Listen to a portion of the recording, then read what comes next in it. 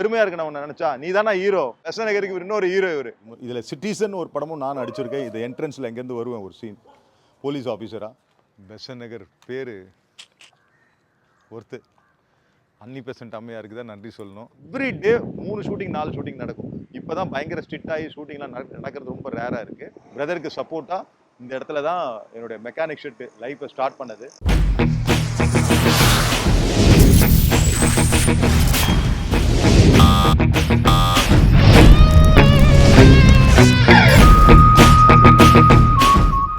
Hi my brothers and sister. Besant Nagar எப்பவுமே பார்த்தீங்கன்னா ஒரு ஷூட்டிங் ஸ்பாட்டு. நான் நடிகன் ஆகிறதுக்கு காரணமே இந்த சின்ன வயசுல ஷூட்டிங்ஸ் பார்த்து தான் நான் நடிகனானேன்.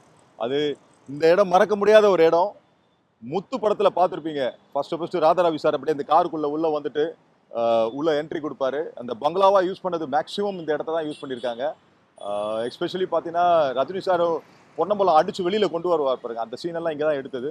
மிக பிரமாதமான ஒரு இடம். இன்னும் நிறைய ஷூட்டிங் ஸ்பாட்டை நம்ம உள்ள போய் பார்க்க போறோம். பெசன்ட் நகர்ல எங்கெல்லாம் பழைய படங்கள் இதெல்லாமே நான் உங்களுக்கு எக்ஸ்ப்ளோர் பண்ண போறேன். மக்களே, நம்ம முத்து பங்களா பார்க்க போறோம். உள்ள பார்க்கலாம் எப்படி இருக்குன்னு பார்க்கலாம் வாங்க.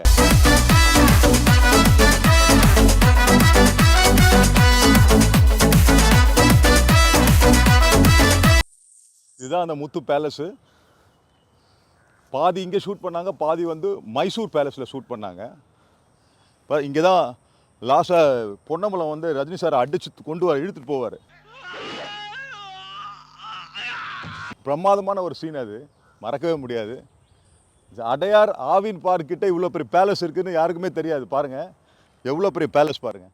ராதா ரவி சார் இங்கே தான் அப்படியே வருவார். வந்துட்டு ஓப்பனிங்கில் அப்படி இறங்குவார். சரி, மறக்க முடியாத ஒரு இடம். முத்துல ரஜினி சார் இங்கே கார்னர் டு கார்னர் சுற்றிக்கிட்டு இருப்பார் ஒரு வேலைக்காரனாக. ரொம்ப அழகான ஒரு பில்டிங். நீங்களே பார்த்துருக்க மாட்டீங்க. அடையாரில் நிறைய பேருக்கு தெரிஞ்சவங்களுக்கு தெரியும். இது முத்து பட பில்டிங் பங்களோன்னு சொல்லிட்டு, மாளிகைன்னு சொல்லிட்டு. இதில் சிட்டிசன் ஒரு படமும் நான் நடிச்சிருக்கேன். இது என்ட்ரன்ஸில் எங்கேருந்து வருவேன் ஒரு சீன் போலீஸ் ஆஃபீஸரா. It's a great place.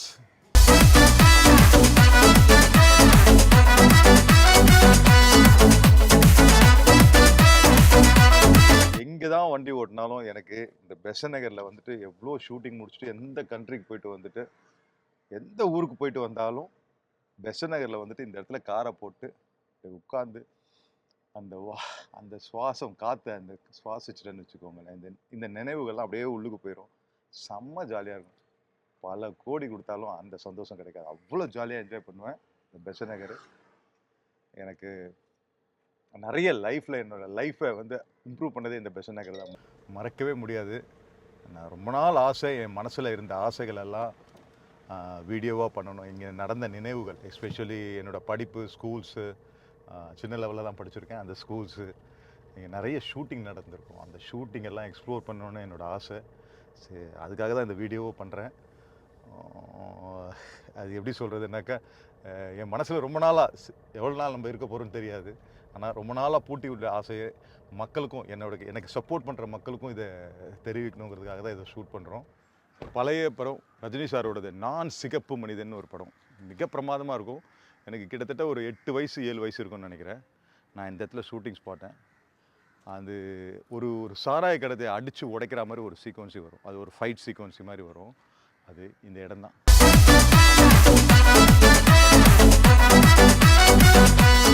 ஒரு கிளப்பு மாதிரி நடத்துவாங்க.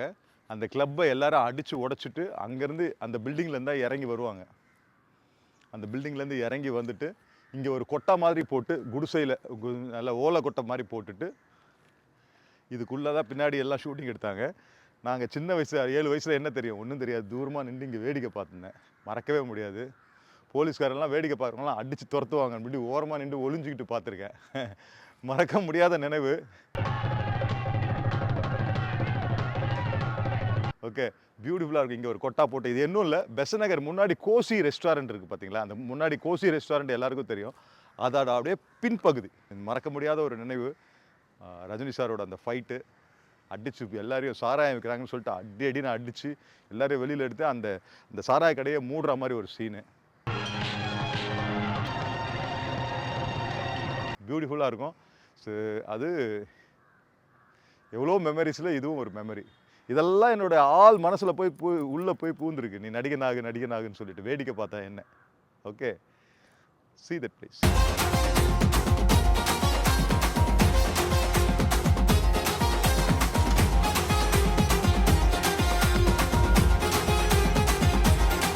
பெசன்ட் நகர் பேர் ஒருத்து அன்னி பெசன்ட் அம்மையாருக்கு தான் நன்றி சொல்லணும். ஆக்சுவலி அது ஹஸ்பண்டோட பேர் ஃப்ராங்க் பெசன்ட், அவரோட பேர் அது. ஃப்ராங்க் பெசன்ட்னு இருந்தது, அது அன்னி பெசன்ட்டோட ஹஸ்பண்டு ஃப்ராங்க் பெசன்ட்டு. அவருக்கு ஃப்ராங்க் பெசன்ட்டுன்னு பின்னாடி இருந்தது, எனக்கு முன்னாடி பெசன்ட் ரவின்னு முன்னாடி ஏற்றுக்கிட்டேன், அவ்வளோதான். ஓகே, எனிவே பெசன்ட் நகருக்கு நன்றி.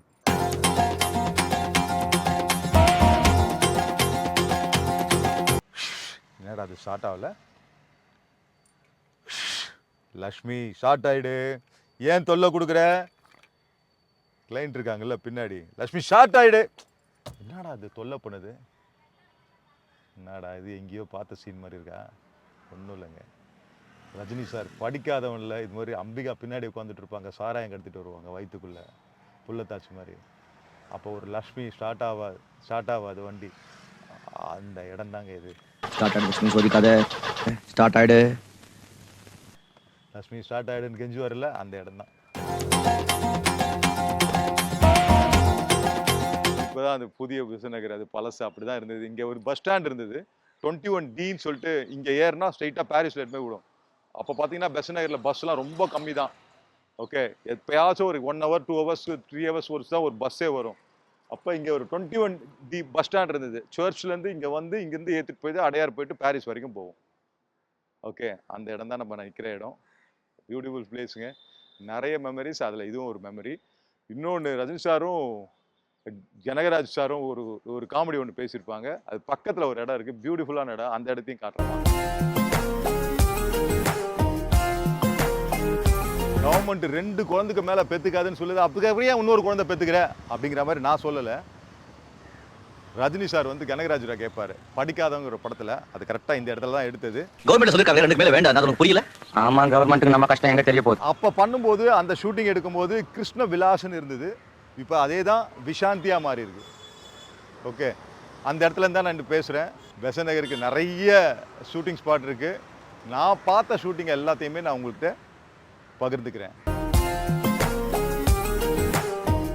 பெசன்ட் நகர் எனக்கு நிறைய மெமரியை கொடுத்துருக்கு.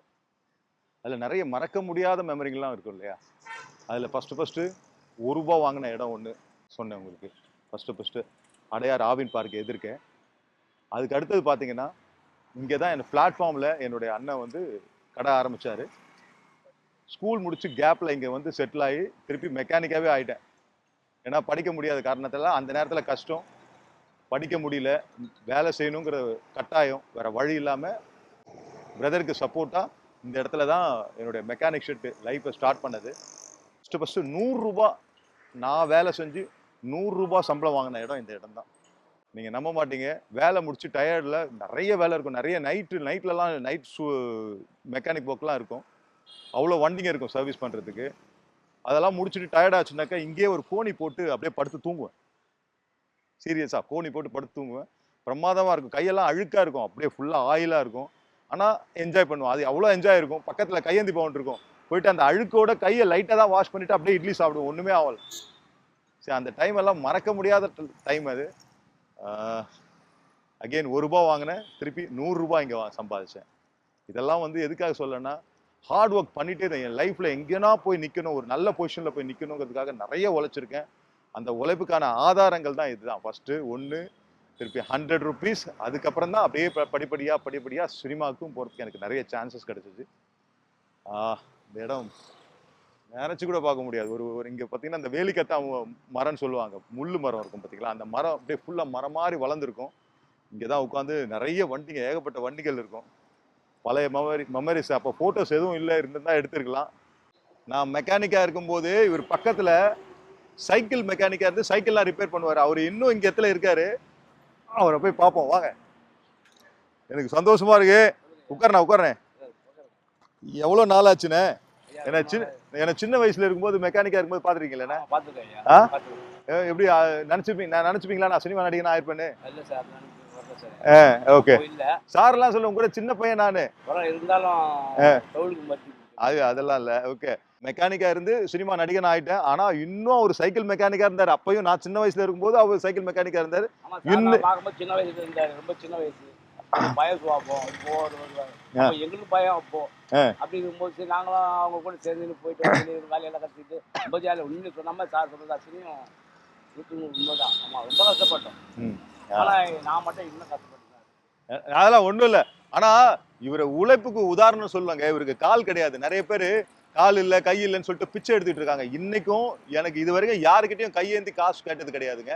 அவர் கால் கிடையாது ஒரு கால். ஆனா உட்கார்ந்த இடத்துல உட்கார்ந்துட்டு அவர் வேலை செஞ்சு உழைச்சு சம்பாதிச்சிருக்காரு. அதுக்கே பெருமை நான் ஒரு சந்தோஷம் அது உண்மையிலே. ஓகே. சொல்ற மாதிரி நிறைய பேர் சொல்லியிருக்காங்க. உங்களை பார்த்தா எனக்கு போறாமையா இருக்கு. ஏம்மா நானம்மா நீங்க இந்த காசு உழைச்சு சம்பாதிக்க நல்லா இருக்கிற கையா இருக்கலாம். நீங்க உட்காந்து உழைச்சு சாப்பிடுறீங்க. எனக்கே பெருமையா இருக்குண்ணே. எனக்கே பெருமையா இருக்குண்ணே. அண்ணே அவங்க எல்லாம் வந்து ரியல் லைஃப்ல தானே ஹீரோ. நீ தானே உண்மையான ஹீரோ. யார்ட்டையும் கையேந்தாம இங்க சிறு முகத்தை பார்த்து சொல்ல. யார்ட்டையும் கையேந்தாம உழைச்சு எத்தனை குழந்தைங்க இருக்கு? 3 பேர் இருக்காங்கண்ணா. ஆம்பத்தூர் ஒருத்தர் இருக்காரு, செம்மஞ்சேரி ஒருத்தர் இருக்காரு, நாவலூர்ல ஒருத்தர் இருக்காரு. எல்லாம் பாத்துக்கிறாங்களா உங்களை? அவங்களுக்கெல்லாம் நல்ல இதுவாச்சு. அவங்க நல்லபடியா அவங்க வேலையை பார்த்துட்டு போயிட்டு குடும்பத்தை கும்பிட்டு அம்மா அப்பா பார்த்துட்டு இருக்காங்க. ஆனா அப்ப கூட பாருங்களேன், பசங்க இருந்தானுங்க அவனுங்க என்ன காப்பாத்துவான்னு இல்லாம நான் 40 வருஷத்துக்கு முன்னாடி பார்த்தேன். அதே மாதிரி சைக்கிளை உட்காந்து தொடச்சிட்டு சைக்கிளை சர்வீஸ் பண்ணிக்கிறாரு. 20 வயசு இருக்கும்போது சாருக்கு என்ன ஒரு 15 வயசு 10 வயசு இல்ல 10 வயசு 12 வயசு 11 தான் இருக்கும். அம்மா அப்பா ரொம்ப குட்டி. ரொம்ப சந்தோஷம் உங்களை ரொம்ப நாள் கழிச்சு பார்த்ததுக்கு. தெரியல என்னோட அங்கதான் என்னோட ஹோட்டல் இருக்குது. நான் வந்து பாக்குறேன். நான் உங்களை பர்சனலா வந்து பாக்குறேன். ஓகே சரி சரி சரி ஓகே ரொம்ப சந்தோஷம். ஓகே இன்னைக்கு நான் உழைப்பால உயர்ந்தவன். இன்னைக்கு நான் யதார்த்தமா நான் இருந்த இடத்த தான் வீடியோ எடுக்க வந்தா பக்கத்துல பார்த்தா இவர் இன்னும் அங்க உட்கார்ந்துட்டு ஓகே பிள்ளைங்க இருக்கு அவங்க பாத்துப்பாங்க. அப்படி இல்ல அவர் கடைசி வரைக்கும் அவர் உழைச்சு சம்பாதிக்கணுங்கிறதுக்காக உட்கார்ந்து பண்ணிட்டு இருக்காரு. இதை நிறைய பேர் கத்துக்கணும். பெருமையா இருக்கு நான் நினைச்சா. நீ தானே ஹீரோ. Okay thank you. நான் பெசன்ட் நகருக்கு இன்னொரு ஹீரோ இவரு. சந்தோஷம் சந்தோஷம். ஓகே நான் வந்து ஒரு நாள் இந்த செயின் எல்லாம் போட்டு கிரீஸ் எல்லாம் போட்டு நான் உங்களுக்கு வேலை பண்ணிக்கிறேன். ஓகே ஓகேண்ணா பாய்ண்ணா. ஓகே ரொம்ப சந்தோஷமா இருக்கு. பெசன்ட் நகர்ல நிறைய இடத்த எக்ஸ்ப்ளோர் பண்ணிட்டே வரேன். அதில் இன்னொரு ஸ்பாட்டு பிரமாதமான ஒரு ஸ்பாட்டு சவால்னு ஒரு படம். நம்ம கமல் சார் நடித்தது. சின்ன வயசில் அந்த மனோரமா வந்து அந்த பர்மாக்கார லுங்கிலாம் கட்டிட்டு பயங்கரமாக இருக்கும்.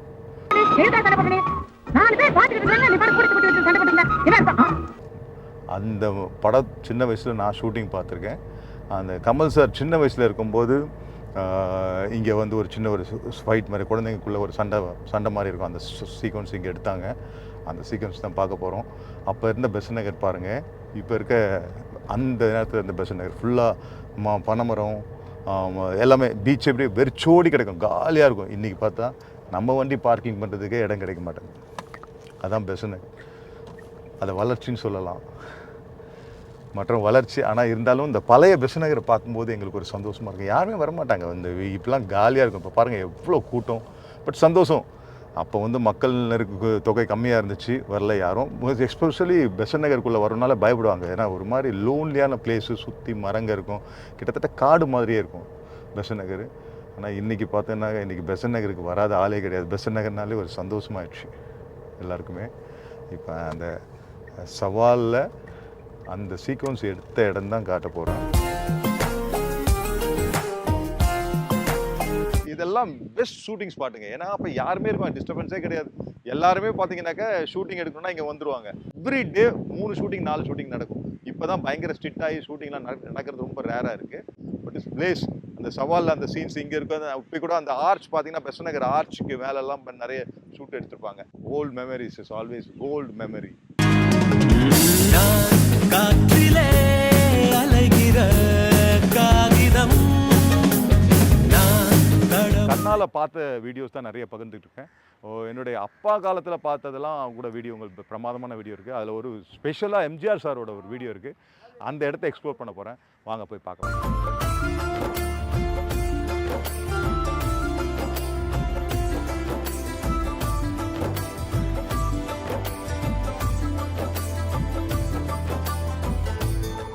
பழைய படங்கள்லாம் நிறைய ஷூட்டிங் பார்த்தோம். என்னோட சின்ன வயசில் இருந்த ஷூட்டிங்கெல்லாம் நிறைய பார்த்தோம். எங்கள் அப்பா சொன்ன விஷயங்கள்லாம் பார்த்தீங்கன்னாக்கா அந்த நடையா அது நாடகமே நடக்குதுங்கெல்லாம் பார்த்தோன்னா அப்பா பார்த்துருக்காங்க அந்த ஷூட்டிங்கெல்லாம். ஆனால் இதில் இன்னொரு முக்கியமானது பார்த்தீங்கன்னாக்கா ரொம்ப பிடிச்ச விஷயம் பார்த்தீங்கன்னா புரட்சி தலைவர் எம்ஜிஆர் வந்து ஒரு பாட்டு பாடியிருப்பார். அவர் கொடுத்ததெல்லாம் கொடுத்தான், அவன் யாருக்காக கொடுத்தான், ஒருத்தனுக்கா கொடுத்தான் இந்த அப்படிங்கிற மாதிரி ஒரு பாட்டு பாடியிருப்பார். அது பயங்கர ஃபேமஸான ஒரு பாட்டு. அந்த பாட்டு எங்கே ஷூட் பண்ணாங்க அப்படிங்கிறத வந்து நான் உங்ககிட்ட காட்ட போகிறேன். அது பார்த்தீங்கன்னா எங்களுடைய ஊரோட எல்லை அம்மன் கோவில் சொல்லுவாங்க, எங்களுடைய குலதெய்வம் மாதிரி அந்த கோவில். அந்த கோவிலில் தான் அந்த ஷூட் பண்ணாங்க. நிறைய வரலாறு இருக்குது அந்த கோவிலோட சிலைக்கு இன்றைக்கி வரைக்கும். அதை வந்து புதுப்பிச்சு இன்றைக்கி கும்பாபிஷேகம் வரைக்கும் போயிருச்சு. அது கிட்டத்தட்ட ஃபஸ்ட் கிளாஸாக ரெடி பண்ணிகிட்ருக்காங்க. எங்கள் அப்பா ரீசெண்டாக தவறிட்டாங்க. அது தலைவராக இருந்து அந்த கோவிலை பிரமாதமாக கட்டுறதுக்கு ஹெல்ப் பண்ணிகிட்டு இருந்தார். நடுவில் தவறிட்டார். அதோட கும்பாபிஷேகம் இப்போ நடக்க போகுது. அதுக்கான அந்த கோவில் அப்போ இருந்ததும் இப்போ எப்படி இருக்கிறதையும் நம்ம பார்க்கலாம் வாங்க.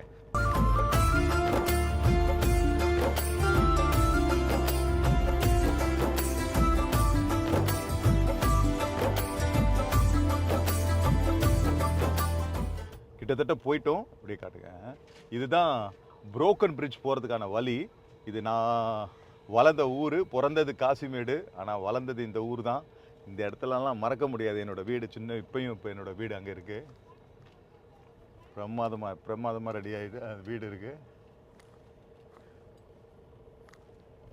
இப்போ நம்ம இந்த இடத்துக்கு போகிறோம். எல்லை அம்மன் கோவில், பெசன்ட் நகர் ஊரூர் ஆல்காட் குப்பத்தில் இருக்கிற எல்லை அம்மன் கோவில்.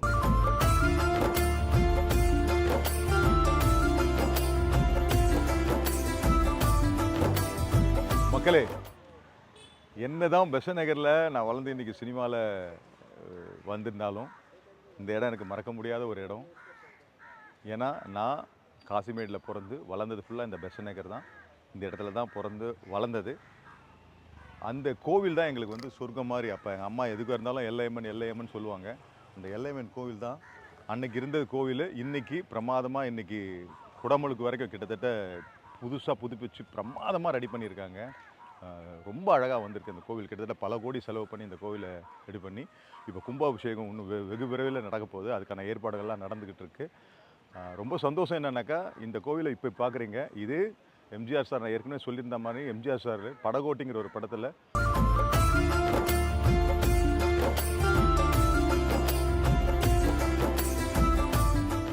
கொடுத்ததெல்லாம் கொடுத்தான், அவன் யாருக்காக கொடுத்தான், ஒருத்தருக்காக கொடுத்தான், இல்லை ஊருக்காக கொடுத்தான். எனக்கு ரொம்ப சந்தோஷம் அந்த இடத்துல நின்று பேசிட்டு இருக்கிறத பார்த்தேன். இதெல்லாம் எங்கள் அப்பாவோட காலத்தில். அவர் அப்பா வந்து இந்த ஷூட்டிங்கை பார்த்துருக்காரு நேரில். எங்கள் அப்பாவும் ரொம்ப ஃபேமஸானவருங்க. சும்மா ஒரு விளையாட்டுக்கு சொன்னேன். ஒரு சோசியல் எக்ஸ்பீரியன்ஸ் வீடியோ ஒன்று இருக்கும். அதில் உண்மையிலேயே அவர் பயங்கர ஃபேமஸ் ஆனாரு. அந்த வீடியோ பார்க்கல. Goya. Goya. Yeah. What is it? Like fruit? Yeah, fruit. Sweet fruit. How Very much? sweet. How much? 1,000 rupees. 1,000? 1,000. Goya palam. Thank you.